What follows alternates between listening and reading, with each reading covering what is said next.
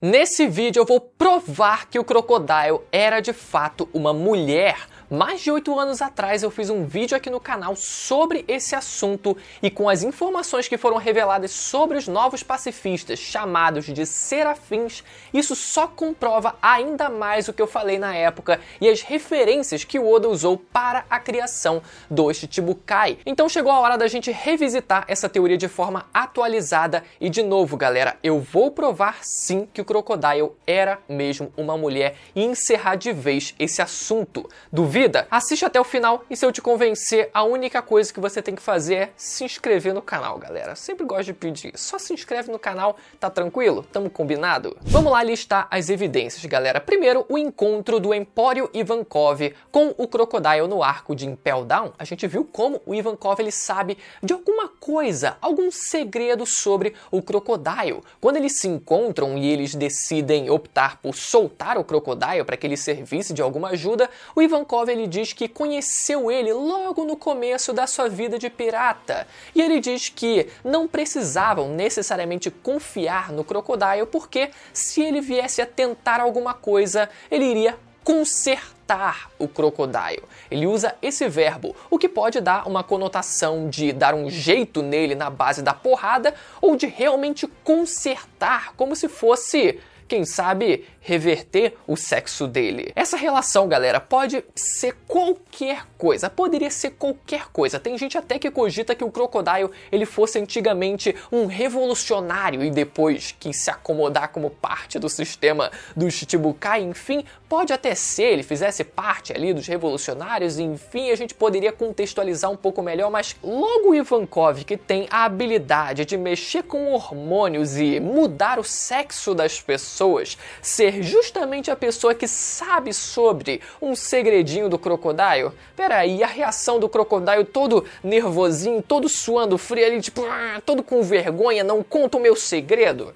Vamos lá pro próximo. A gente viu numa SBS do mangá de One Piece o Oda ele desenhar o Crocodile quando criança, junto não só dele, mas também os outros Chichibukais ali quando crianças também.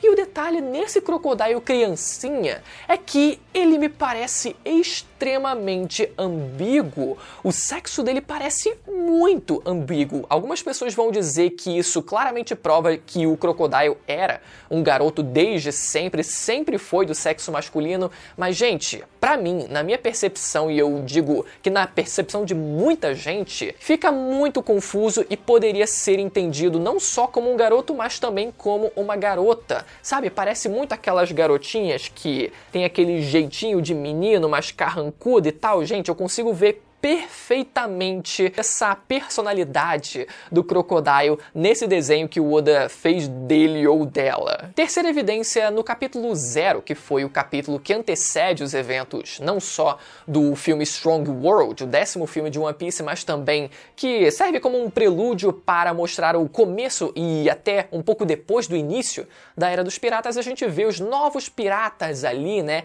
que viram e presenciaram a execução do Roger e no meio deles estava o Crocodile, que, diferente dos demais, aparece de costas. A gente não vê a aparência do rosto dele naquela época. E é curioso como nesse mesmo capítulo o Oda ele parece esconder algumas coisas de forma proposital, como por exemplo o rosto do Shanks, que ele aparece de cabeça baixa ali chorando pela morte do seu capitão, completamente condizente ali, mas ele não revela o rosto do Shanks. Será que o Oda ele pretendia esconder quando que exatamente ele ganhou a cicatriz do Barba Negra? Eu acredito que sim. E um outro exemplo também, o próprio Mihawk. A gente não vê um frame muito explícito das costas dele. O que eu quero dizer com isso é que o Mihawk ele não mostra a sua espada. Não tem como a gente saber se ele já, por exemplo, possuía a sua Yoro que ele possui hoje, se ela já era uma lâmina negra na época, ou se ele tinha uma outra espada, ou se não tinha nenhuma espada.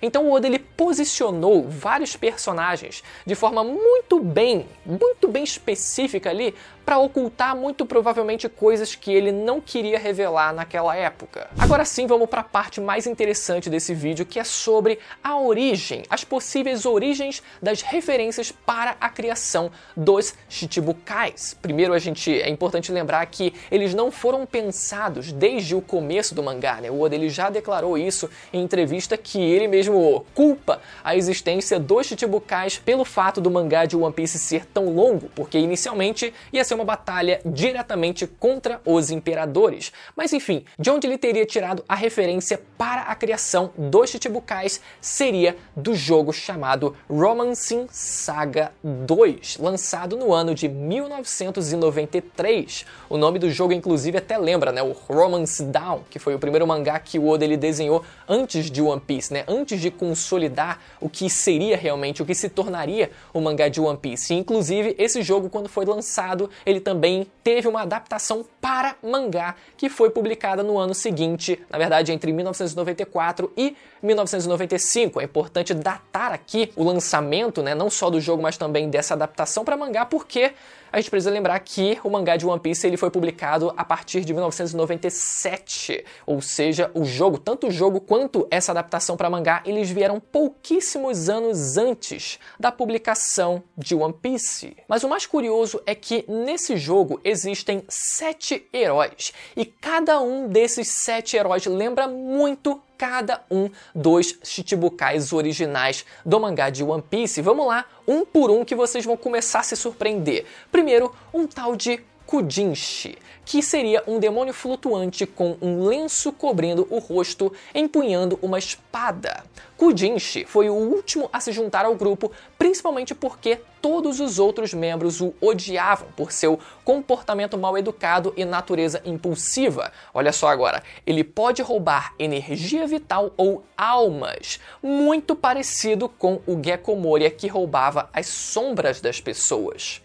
Sutil a semelhança, né? Mas vamos seguir que o bagulho vai ficar mais explícito. Segundo, a gente tem um tal de Dantarg, que com características que lembram elefantes e saurópodes, bem como a do mítico centauro, o Lord Dantarg é um dos mais poderosos fisicamente dos 7 heróis. Dantarg realmente não se importava com a guerra ou lutar contra o mal, apenas em assimilar monstros para se tornar mais forte. E nesse caso, lembrando o Bartolomeu Kuma, que passou por modificações corporais para que ele ficasse mais forte. Não por desejo dele próprio, né? Dá pra gente deduzir, mas no fim foi isso que aconteceu. Mas calma, a coisa vai ficar ainda mais forte. Terceiro herói era chamado de Bokuon, um demônio marionetista. Com aparência idosa, Bokuon está no controle da maioria das forças dos 7 heróis. Se juntou ao grupo por meio de manipulação tática e astúcia estratégica sobre seus inimigos. Situado na região das Steppes, ele é dono de um grande navio, completo com uma quantidade incontável de escravos.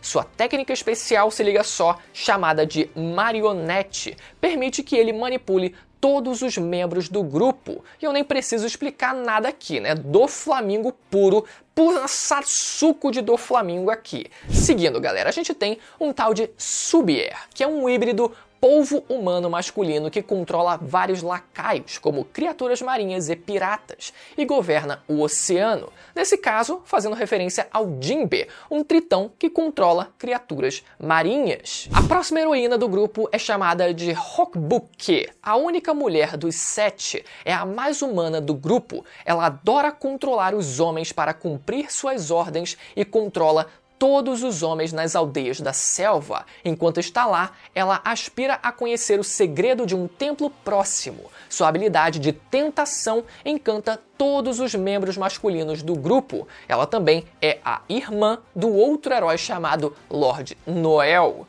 Boa Hancock em sua essência, né? Mas sua maior, mais pura essência. Vamos pro próximo. Noel é um mestre espadachim que sempre mantém sua palavra. Ele age como o braço direito de Vagnas por lealdade, que é o próximo herói que a gente vai citar em seguida. Noel é muito poderoso com um rígido código de honra, cavalheirismo e lealdade. Se sua irmã, Roquebuque, for derrotada antes dele ser combatido, ele não responde mais por si e se torna implacável em combate. Galera, Mihawk, Mihawk e Mihawk. Agora o último dos 7 heróis é chamado de Vagnas. O líder e mentor do grupo, Vagnas, também foi quem criou o grupo na esperança de ajudar o mundo. Um herói com características angelicais e semelhantes a borboletas. O incrivelmente feminino Lord Vagnas é, na verdade, um homem, ou seja, um homem com traços de mulher. E aparentemente esse Vagnas também deseja encontrar uma antiga escritura que revela a localização de uma poderosa arma para assim ele poder tomar o controle de um país, o que era basicamente o plot do Crocodile no arco de Alabasta. Então sim, galera, é muito provável que a criação do time original deste Chichibukais tenha sido inspirado nos 7 heróis desse jogo, só que tem mais. Tem mais e eu vou falar logo em seguida, aproveitando as novas informações que foram reveladas agora no mangá. Mas antes disso, 2 pontos que eu queria voltar aqui antes da gente seguir adiante, que eu li aqui e que vale fazer uma observação. Primeiro, eu disse que o herói que representa o Mihawk age como o braço direito do herói que inspirou o Crocodile, o que faz total sentido agora com a criação da Cross Guild, apesar, né, de ambos dentro do mangá estarem no mesmo patamar de autoridade, mas também se encaixa de alguma forma com a aliança que a gente viu do Crocodile e do Mihawk. E segundo, que os heróis que representam a Hancock e o Mihawk, eu disse que eles são irmãos. E a gente viu no capítulo 1059 como os serafins desses 2 Chichibukais aparecem juntos não coincidentemente. E como a Shaki foi revelada como a Imperatriz Pirata de 2 gerações atrás, seria ela a mãe tanto da Hancock quanto do Mihawk, os dois, dá pra dizer, personagens mais belos de One Piece, mais bem desenhados de One Piece. Galera, eu acho muito difícil, considerando que o Rayleigh, ele não ficaria parado sem tentar libertar a sua filha. Isso é algo completamente impensável, sabe? A gente até poderia tentar encaixar numa lacuna e dizer que ele até tentou, mas nunca foi mostrado, ou ele nunca conseguiu, alguma coisa assim, mas eu acho muito difícil. Inclusive, tanto a Hancock quanto a Shaki, né, que foi revelada como sendo a Imperatriz de 2 gerações atrás, e a Gloriosa, que era a Imperatriz de 3 gerações atrás, não parecem ter qualquer confirmação de relação sanguínea. Enfim, por enquanto nenhuma confirmação da Hancock sendo filha da Shaki ou até filha do Rayleigh, ou de que a Hancock e o Mihawk eles seriam irmãos dentro do mangá de One Piece. A gente tem que considerar que as referências elas param em algum ponto, né? E talvez tenham parado aí, nessa possibilidade deles dois serem irmãos. Mas, enfim, é o Oda, né? Vai saber. O que interessa de fato pra gente é que na história do jogo, no final do jogo mais especificamente, o jogador descobre que os heróis que ele lutou eram apenas cópias enviadas pelos heróis originais, que se fundirão em um ser monstruoso. E esse monstro pode usar todos os movimentos de assinatura dos heróis, e a fusão é o chefe final desse jogo. Vamos por parte aqui, galera. Essa é a parte onde a gente insere de vez aqui os serafins. É dito que os heróis eram apenas cópias. Claro, né? Os Chichibukais que a gente conhece, eles não são cópias, mas eles foram copiados. A gente viu as cópias deles em forma de crianças agora no capítulo onde a Marinha invade a Amazon Lily. E segundo que esses heróis, essas cópias dos heróis, eles se fundem em um ser monstruoso. Sim, galera, é muito provável que esses novos serafins que a gente tá vendo aqui agora, eles vão sim se fundir, que eles sejam de fato pacifistas, né, robôs, e eles se fundam num único Megazord para formar ali, para somar a força deles todos. Isso porque, para embasar aqui um pouco essa ideia, o próprio Oda, né, que é o autor de One Piece, ele já expressou a sua vontade em desenhar um mangá do gênero mecha depois de terminar One Piece. O gênero gênero mecha, que é justamente, né, um gênero de robôs. É claro que a gente não sabe se ele vai realmente fazer isso, até porque o One Piece se estendeu muito mais do que ele planejava inicialmente, e ele talvez nem tenha condição nem vontade de fazer isso. Mas a vontade dele dá pra ser vista dentro do próprio mangá de One Piece, das várias vezes onde ele introduz certos elementos do gênero mecha dentro do mangá, como a existência do Franky Shogun. E é justamente sobre ele que eu queria falar, porque quando o Franky ele apresenta o Franky Shogun pela primeira vez lá na Ilha dos Tritões, que era justamente a fusão da sua moto e do seu tanque, ele diz que o sonho do Vegapunk tinha virado realidade. Ou seja, será que o sonho do Vegapunk era mesmo a criação de um grande Megazord e agora ele vai conseguir fazer isso com a criação dos Serafins? Infelizmente, a gente teria que pegar essa frase do Franky por completo, porque logo em seguida o Franky ele menciona que ele conseguiu desenvolver o Apple Metal, ou seja, considerando a frase completa, isso significaria que o sonho do Vegapunk seria, na verdade, desenvolver essa liga metálica com memória de forma que seria o Apple Metal. O que não impede de o Vegapunk conseguindo desenvolver também o Apple Metal, assim como o Franky conseguiu desenvolver, ele também realizar o mesmo feito de criar um grande Megazord de Serafins, assim como o Franky, depois de conseguir ali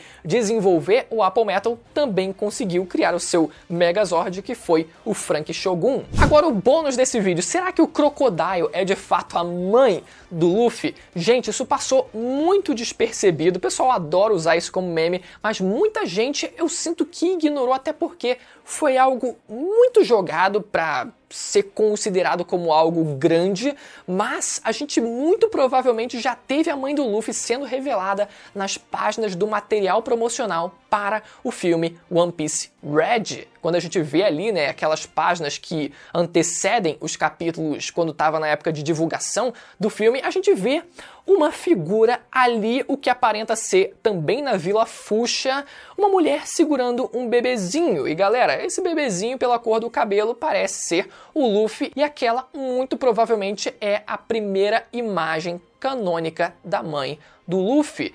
É um design genérico, super compreendo, não entrega nada além disso, mas eu sinto que muita gente deixou passar. Mas sim, galera, tem altas chances daquela ser a mãe do Luffy, e esquece, não vai ser o Crocodile. Mas enfim, eu espero que vocês tenham gostado desse vídeo, agora refazendo essa teoria mais de 8 anos depois aqui no canal.